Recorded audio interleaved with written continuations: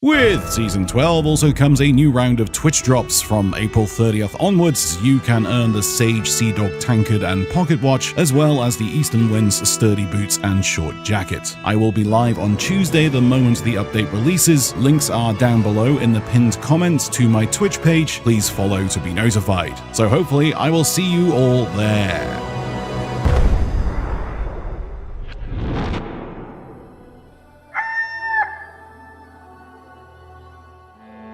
Hey you beautiful buccaneers, Falcore here. So with the release of Season 12 next week, the hype train is certainly coming into town. So I thought I'd run through some of the changes coming to the game on release and prior to the release, as well as discussing some much needed bug fixes and some other hot topics. So with a new season comes new content, and this time it's another quality of life update. But worry not, my fellow pirates, it's not another sitting on stools update or a Port Merrick and nothing else for 9 months update. This quality of life update literally changes the sandbox for all who play. On April 30th, Sea of Thieves will never be the same again.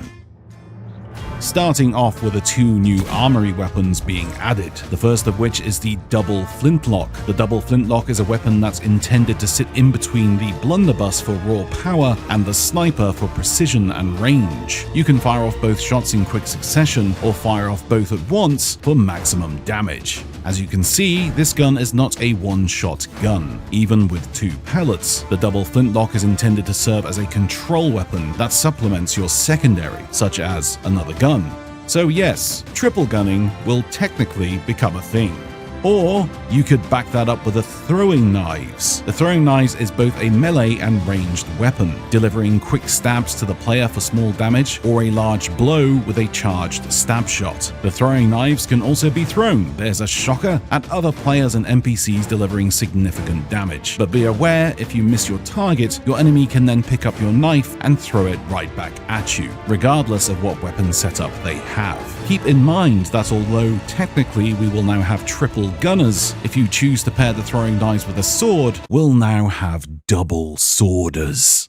Both of these weapons will be available to everyone and appear within the armory chest on the day of release. Moving on to 3 other weapons that will be available within the world found in certain locations, starting with the scatter shot, a new ammo type for cannons. The scatter shot is a close-range triple cannonball hit, which will cause extensive tier 1 hull damage for every ball that hits, as well as damaging players. Very inaccurate, very cumbersome, but if you get close enough to rain scatter shot on the enemy, they'll be in for a world of pain. The scatter shot will be found in random barrels around the world with a similar rarity as chain shot. The second ambient weapon is the Bone Caller throwable. Finding the Bone Caller within the world will allow you to literally rain PvE onto other players, spawning a troop of friendly skeletons to create mayhem in any pirate versus pirate situation, but can also be fired from the cannons, which on impact will spawn a group of skeletons directly on their ship. Also, if 2 players throw these at the same time, the skeleton groups will attack each other. So yes, you can now have Pokemon battles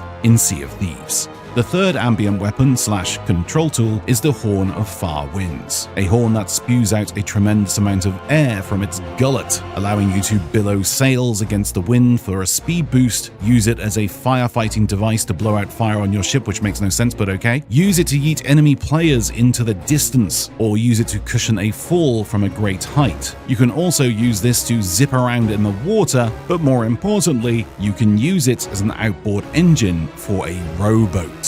Yeah, you heard me right. And this shall now be coined the Fart Horn. Get out there and spread the word.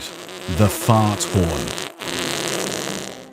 Alongside these new weapons, 2 new tools are coming to the game. Firstly, the much-loved zip lines from the Monkey Island Tall Tales will be stationed around the world for fast travel across difficult terrain, allowing you to zip treasure back to the ship at much faster speeds. But more importantly, players can now tightrope walk across harpoon lines. Simply fire the harpoon and balance your way across the line to a hopeful success. Or use it as a zip line of your very own as a quick route back to your ship if you come under fire, or if you just really miss Sonic the Hedgehog. So with all these great features aside, the devs have been revealing some information about bug fixes. First and foremost, sharks are being neutered and will no longer annoy us all the freaking time! So that's good. Server stability improvements are coming to hopefully stop the game feeling so, janky. Skeleton ships and megalodons have taken a chill pill and won't spawn on you 30 times a session, and the storm is now scared of players and will run away from you. Okay, that last one's a lie, but I can dream, can't I? And lastly, anyone logging into the game starting April 30th and for the entirety of Season 12, no matter which platform you play on, you will earn the new Dawn Sails